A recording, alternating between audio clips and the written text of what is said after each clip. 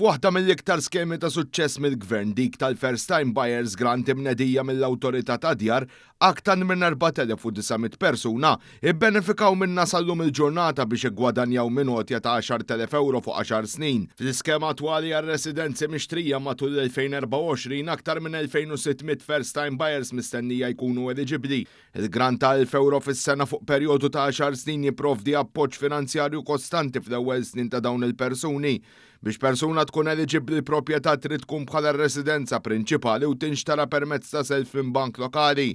Din lotja tapplika kemm għall-individwi kif ukoll għall-koppji li xtraw proprjetà flimkien.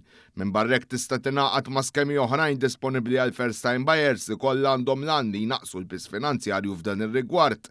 Il-gvern tenna li se jibqa' joffri dan is-sosten biex aktar Maltin u Għawġin ikunu jistgħu jagħmlu dan il-pass importanti b'aktar serħan il-moħħ. L-iskema tal-first time buyers hija bżonn juża li xanka issa ftit ta' ġranet oħra se jerġgħu joħorġu rutina ta' ċekkijiet oħrajn li nagħmlu kull sena tal-1,000 fis-sena bħala parti mill-ċekkijiet tal-10,000 għal somma globali lil min xtara l-ewwel proprjetà tiegħu.